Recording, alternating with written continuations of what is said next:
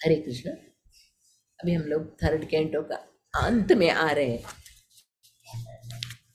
इसमें पूरा रस भरा हुआ है। इस कपिल और देवहूति का जो चरित्र है उसमें कितना रस भरा हुआ है। इधर अभी लास्ट चैप्टर कपिल के कार्यकलाप के बारे में होता है। इसके पीछे भी हम लोग श्लोका पढ़ा, किस तरह माता देवहूति अपने पति करदम मुनि को घर छोड़ के जाने पर भी वो शांति, क्योंकि उसका पुत्र कपिल था। और कपिल के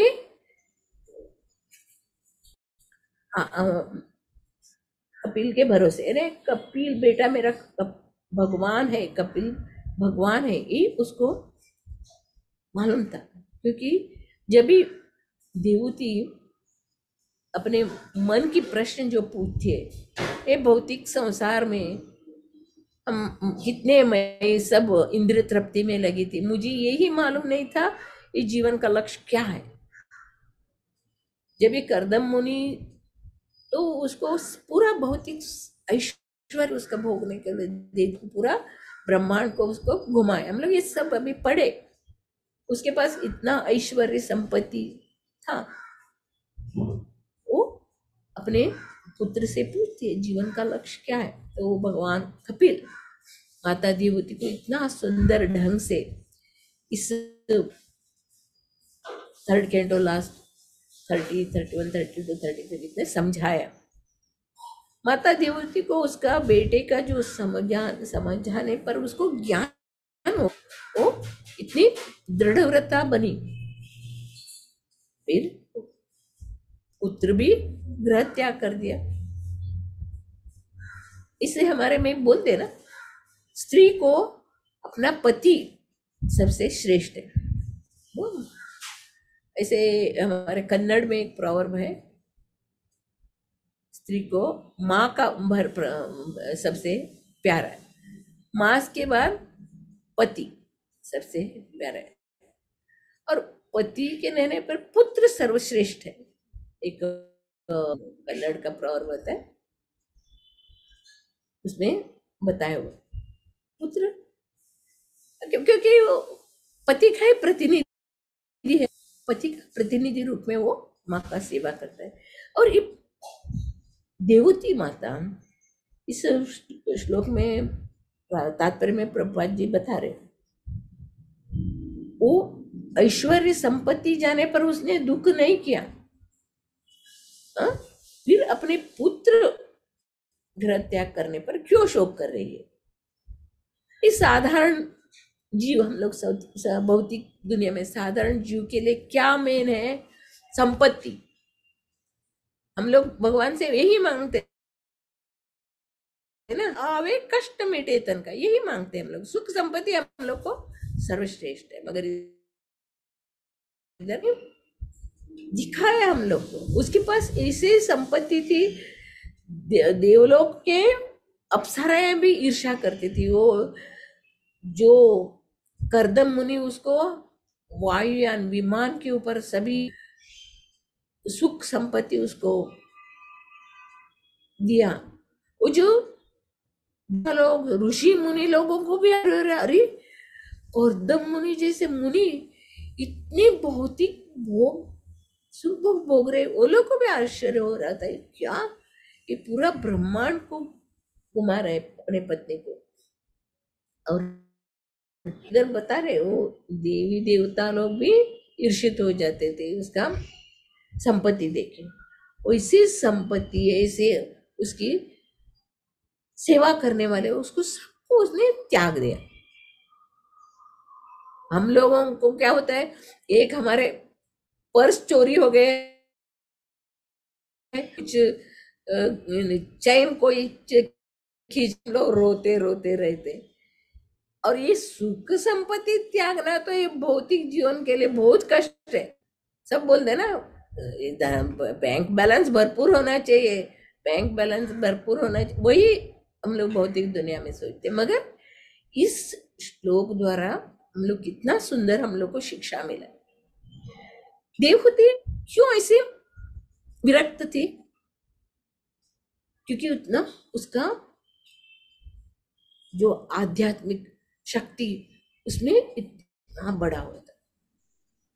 भगवान कपिल, बेपुत्र कपिल के लिए, वो अपने भौतिक दुनिया के पुत्र के लिए हम लोग कैसे अभी भौतिक दुनिया में ऐसा रहता है ना, कोई बेटा फॉरेन में है, कोई किधर दूर रहते, वो माँ हमेशा याद करेगी, अरे मेरे बेटे को ये बहुत पसंद है, ये मेरे बेटे को अच्छा लगता था, ये मेरे बेटे का कपड़े है, ये ऐसा करता था, यानी वो हमेशा भौतिक दुनिया में भी हम लोग देखते माता पुत्र का जो वात्सल्य प्रेम जो किसी से हम लोग ये नहीं कर सकते, उनका वो निस्वार्थ प्रेम रहता है। मगर इधर देहूती ऐसे रो रही है जिसे साधारण माता, ये भौतिक दुनिया के माता रो रही है ऐसा, मगर इधर भगवान बता रहे नहीं, वो क्यों रो रही है, अपना पुत्र भगवान से दूर हो गई।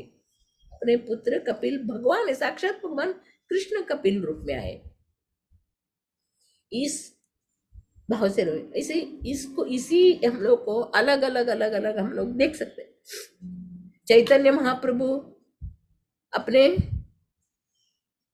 माँ सबको छोड़ दिया उन्होंने, किसके लिए, भगवान की भक्ति प्राप्त करे। और वो जगन्नाथ मंदिर में जगन्नाथ दर्शन करके कैसे बेहोश हो, और उनके आंखों से अश्रुधारा निकल रही थी। अश्रुधारा क्यों, क्योंकि भगवान से शिक्षाष्टक में आता है ना, नयनम गलद अश्रुधारया वदनम गदगद हृदया गिरा पुलक निशितम वपुकदा तव नाम ग्रहणे भविष्यति। भगवान का नाम का उच्चारण करने से हमारे आंखों से अश्रुधारा बहना चाहिए, गला कंठ होना चाहिए, शरीर पुलकित होना चाहिए, तो हम लोग समझ सकते हैं हम लोग भक्ति मार्ग में है। मगर भौतिक दुनिया में हम लोग ये सब हमारे अंदर ये भाव नहीं होता है, उसके लिए कितना हाई लेवल। इधर माता देहूती रो रही है, कैसे रो रही है, पुत्र शोक में गाय बछड़े को हम लोग ऐसे देखते ना, एक गाय का बछड़ा मर गया तो पूरा दिन रोता है गाय, ये जो गाय को पाला है जो मालूम है उनको, क्योंकि इस तरह वो गाय बड़े के लिए रोता है। वैसे ही माता देहूती अपने पुत्र को करे, मेरा पुत्र भगवान, उससे मैं दूर हो चुकी हूँ, उसको भौतिक दुनिया का पुत्र वात्सल्य नहीं है, वो भगवान से दूर हो गए करके वो रो रही। और हम लोग अलग अलग अलग अलग भागवतम स्टोरी से हम लोग देख सकते हैं। राजा भरत महाराज के पास सब कुछ सुख था, मगर उन्होंने क्या किया, भक्ति को प्राप्त करने के लिए सब सुख को त्याग करके जंगल में जाके तपस्या करने बैठा। सब सुख था उनके पास, कुछ ये नहीं था। ऐसे जो भी हम लोग भगवान का भक्तों का जीवन चरित्र देखते, वो लोग ये संपत्ति को तुच्छ मानते। ये भगवत गीता में भी भगवान बता रहे ना,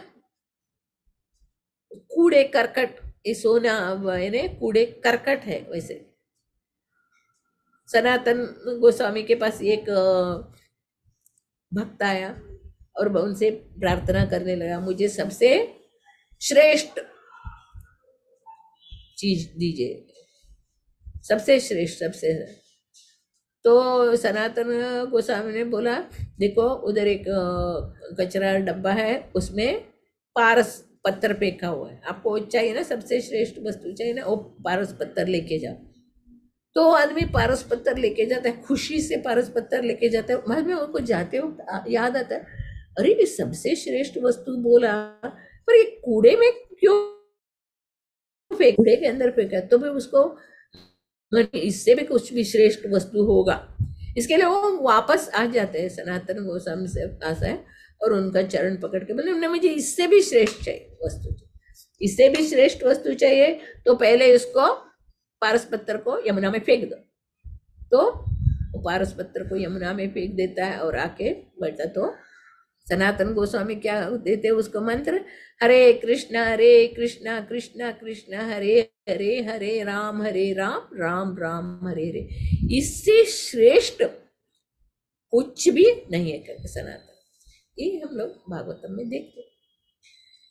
भगवान का नाम, भगवान का रूप, भगवान का गुण, भगवान का लीला, भगवान का परिकर सिर्फ स्मरण, उनका याद करने मात्र से रोज रोज रोज रोज हम लोग का भगवान का लीला रूप माधुर्य याद करने मात्र से हम लोग का क्या हो जाता है, ये सब ऐश्वर्य धन संपत्ति का जो है भौतिक सुख है उसके ऊपर अनासक्ति आ जाती है।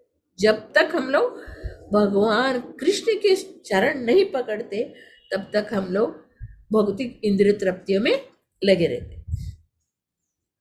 इधर हम लोग देख सकते हैं हम लोग कौन है, हम लोग आत्मा है। ये शरीर नाशवान है, आत्मा शाश्वत है। हम लोग आत्मा के रूप में भगवान के धाम में हम लोग भगवान का सेवा में रहते, मगर हम लोगों ने खुद इच्छा की ना, हम लोग को भौतिक भोगने की इच्छा की, इसके लिए भगवान बोले चलो आपको भोगने की इच्छा है, जाओ प्रकृति द्वारा प्रदत्त शरीर से हम लोग ये शरीर में आके भोग कर रहे। और हमारा निज रूप क्या है, जीवेरे स्वरूप है कृष्णेर नित्य दास, कृष्ण दास का स्वरूप है हमारा। अगर हम लोग भगवान कृष्ण का दास नहीं बने तो हम लोग भौतिक इंद्रिय तृप्ति में देखते हैं ना, कुत्ते के पीछे पीछे भागते, ऐसे भौतिक चीजों के दास बने। इधर माता देवती हम लोग को प्रैक्टिकल करके दिखा रही है।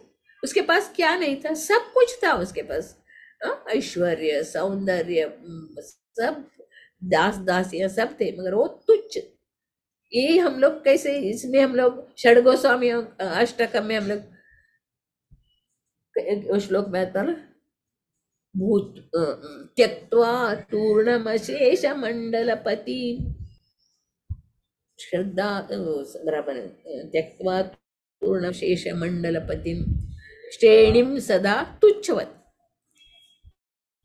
षड गोस्वामी ने आचरण करके दिखाया। उनके पास क्या कमी था, नाव भर के जहाज भर के सोने के सिक्का थी, और इतने बड़े बड़े राजा नवाब हुसैन के राज में इतने बड़ा उनको पदवी था, शासन अधिकारी थे।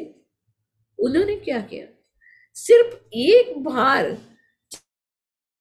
चैतन्य होते ही सब कुछ त्याग दिया, सब कुछ त्याग दिया। वो भी भोग सकते थे, उनके पास सब इंद्रिया थी, ये धन संपत्ति था, भोग सकते नहीं। ये हम लोग समझना चाहिए, सिर्फ भगवान की एक बार भगवान का दृष्टिपात होने से, भगवान का संपर्क में आने से षड गोस्वामियों ने पूरा पूरा अपना त्याग करके भगवान की सेवा में लग गए।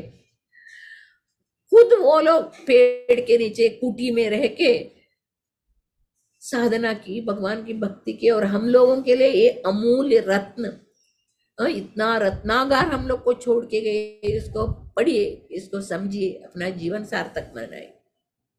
तो हम लोग मूर्ख लोग अभी भी इंद्रिय तृप्ति में लगे हुए, ये कमी है वो कमी है, एक कमी है, इसी में हम लोग कमी को पूरा करने में लगे हुए। इधर माता देवती अपने एग्जाम्पल द्वारा इधर बताते,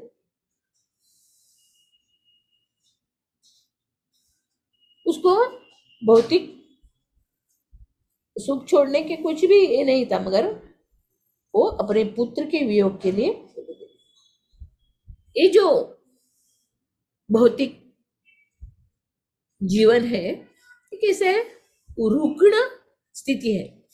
हम लोग बीमार है, हम लोग बीमार है, हम लोग को इसके लिए डॉक्टर के पास बीमार ठीक करने के लिए हम लोग जाते हैं। डॉक्टर बोलते हैं आप लोग को तेल तला हुआ नहीं खाने का, तीखा नहीं खाने का, ठंडा नहीं खाने का, और ये दवाई बराबर आपको लेना है, बराबर रेगुलर, तो आपका बीमारी दूर होगा।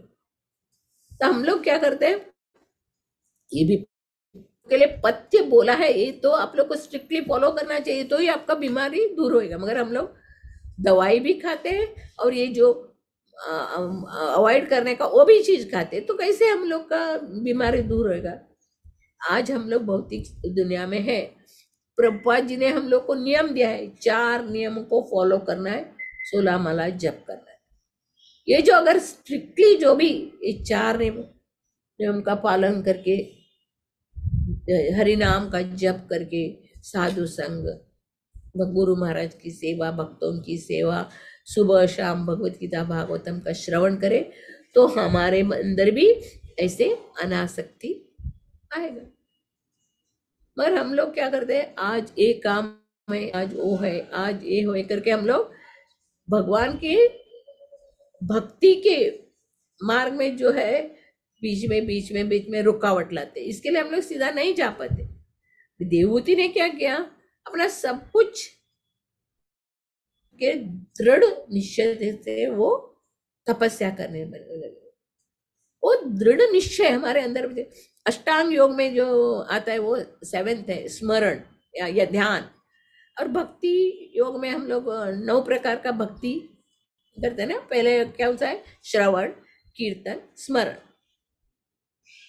नवविधा भक्ति में स्मरण जो तीसरा आता है, अष्टांग योग में 7वां आता है, वो स्मरण सिर्फ हम लोग भगवान का सुंदर रूप देखे, उनका जो लीला, उनका परिकर, उनका जो सब सामान देखे, सिर्फ हम लोग उसको याद करना ही। सुबह शाम हम लोग का भगवान का चैंटिंग करते हुए, भगवान का सेवा करते हुए, भगवान का याद करते रहना ही ये समाधि है।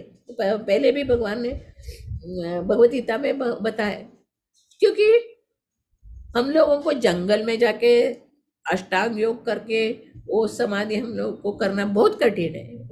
अर्जुन ने भी बोला, मन को कंट्रोल करना बहुत कठिन है, पर जो भगवान का भक्त है वो आसानी से कर सकते हैं, क्योंकि खाना पीना सोना ये सब सेम है, सब भक्त रहने दो भक्त रहने दो, मगर सेम है। मगर इधर हम लोग को शिक्षा मिलता है, क्या खाना चाहिए, भगवान का प्रसाद ही खाना चाहिए, सब सेवा भगवान करना चाहिए। जो भी हम लोग भौतिक दुनिया में कर रहे हैं उसको विधि विधानों के अंतर्गत हम लोग को करना चाहिए। प्रसाद खाना कितना चाहिए उतना ही, अत्याहार प्रयास नहीं है।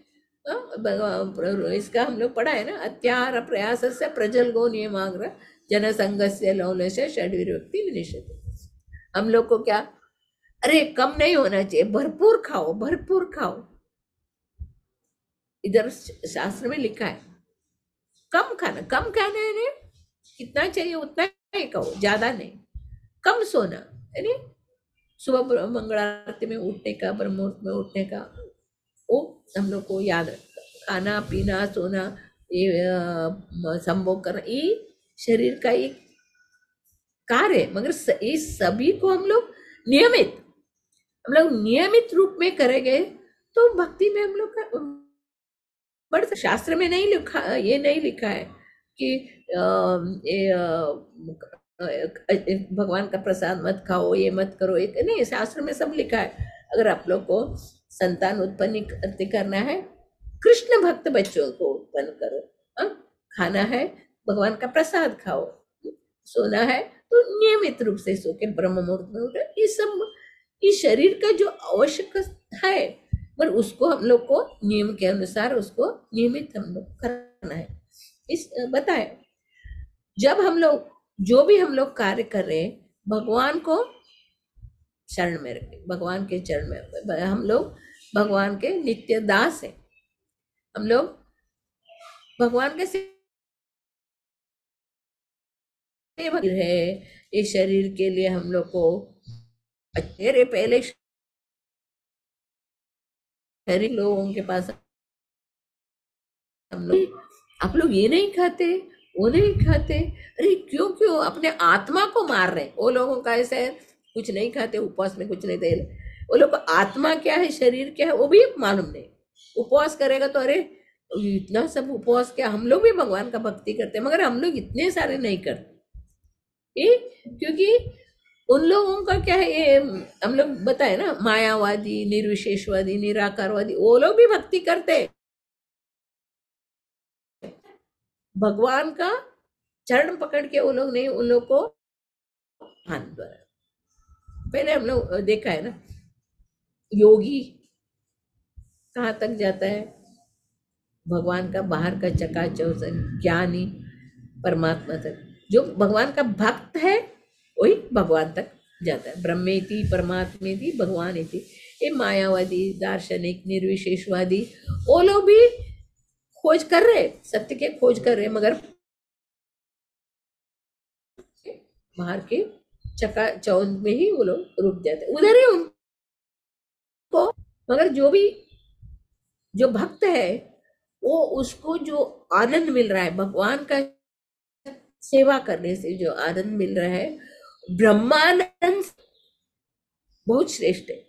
ये लोग निर्विशेषवादी, निराकारवादी, ब्रह्मानंद में ही सुख खोजते, मगर जो भक्त है वो है ना, ब्रह्मानंद से भी ऊपर जो भगवान का जो चरण का जो आनंद है, वो रसास्वादन करना चाहते हैं। उनको मालूम है भगवान का सुंदर रूप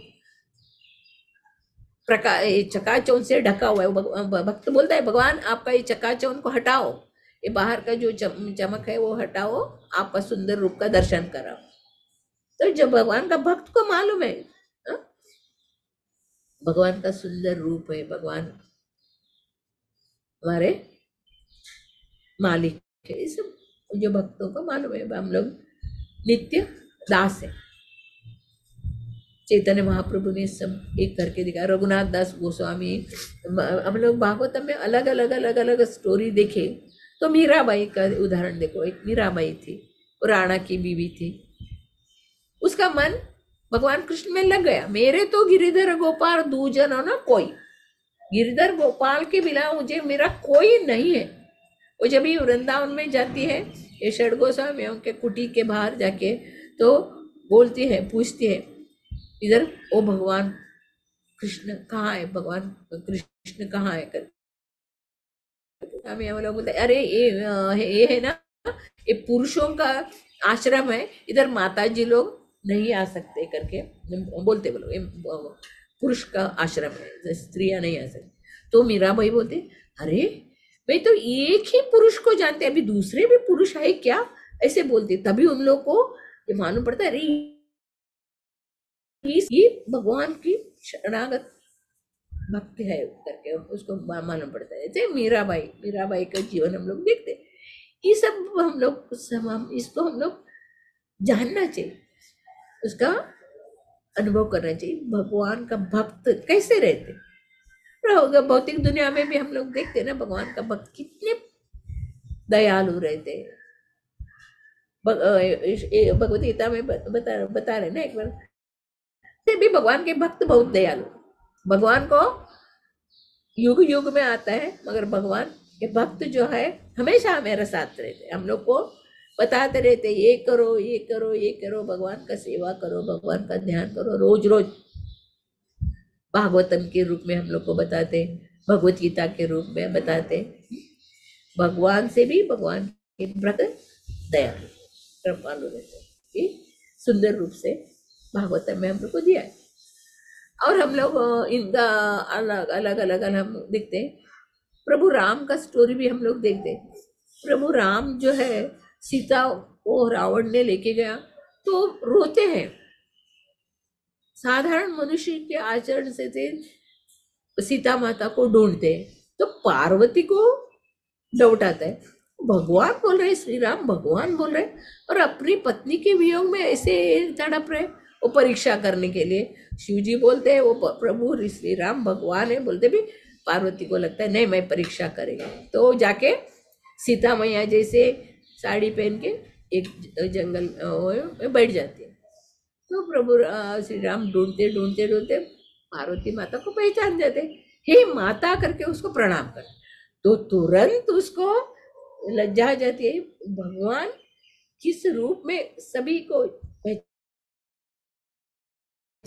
पड़ता है, भगवान सर्वश्रेष्ठ है करके वो समझते हैं। और शिव जी से भी पूछती है ना, सबसे श्रेष्ठ आराधना किसका है? सबसे श्रेष्ठ आराधना भगवान बोलते हैं विष्णु आराधना सर्वश्रेष्ठ आराधना है, विष्णु का आराधना, उससे दूसरा कौन सा भी आराधना नहीं। और इधर आगे का भी हम लोग को श्लोक में अच्छा से बताया है, शास्त्र में भी विष्णु आराधना का क्या क्या विधि है। आत्मैव पुत्रो जायते, पति के शरीर का प्रतिनिधित्व पुत्र करता है। यदि स्त्री का वयस्क पुत्र हो तो विधवा नहीं होती। जब कपिल मुनि उनके पास थे तो देवहूति को अधिक विकल नहीं थी, किंतु उनके विदा होने से वे अत्यंत शोकाकुल होगी, इसीलिए वे शोक संतप्त नहीं थी। कर्दम मुनि के साथ उनका संसारी संबंध था, अभी तो भगवान के प्रति सत्यनिष्ठ प्रेम के कारण वो संतप्त, भगवान पुत्र के प्रति वो बहुत श्रेष्ठ, क्योंकि उन्होंने उसको मार्गदर्शन किया, तो ऐसे करो माता, ऐसे करो, ऐसे करके सब मार्गदर्शन किया, वो उसका मार्गदर्शन के अनुसार वो चलती थी। और भगवान ने बताया उसको तुम इसी शरीर में मेरे धाम आओगे। देवहूति माता को कपिल बताया तुम जो मेरे नियम को जो बराबर फॉलो करेंगे तो आप मेरे धाम आओगे, ये शरीर में मेरे धाम। और जाति भी है, आगे हम लोग को मालूम पड़ेगा, आगे हम लोग जानेंगे। हर एक स्त्री को इस तरह माता देवहूति की तरह हम लोग को शिक्षा प्राप्त करना चाहिए, अपना जीवन को बिताना चाहिए। एक ना एक दिन हम लोग को शरीर छोड़ने वाले हैं, ये शरीर तो शाश्वत नहीं है, ये शरीर को छोड़ने वाले हैं। हम लोग को किधर जाना है, हमारे जीवन का लक्ष्य का क्या है? जीवन का लक्ष्य है भगवत धाम जाना। अगर हम लोग उसका प्रैक्टिस पहले से नहीं करें, पहले से अगर हम लोग भगवान का चरण पकड़ के भगवान के सेवा करना, अर्चा विग्रह का सेवा, गुरु की सेवा, भागवतम भगवत गीता का श्रवण रोज रोज रोज रोज करते जाएंगे। एनुअल एग्जाम अंते नारायण स्मृति, एनुअल एग्जाम क्या है? मृत्यु के समय हमारा एनुअल एग्जाम हो जाता है, तभी हमारे मुख से भगवान का नाम आए, नहीं तो हम लोग प्रैक्टिस तो बहुत कठिन है, इस भवसागर को पार करना बहुत कठिन है। सुंदर ढंग से माता देवहूति ने इधर समझाई। वो किसके लिए शोक करे? अपने भगवान पुत्र के लिए शोक करे, भौतिक पुत्र के लिए नहीं, वो अपने पुत्र भगवान के लिए शोक करे।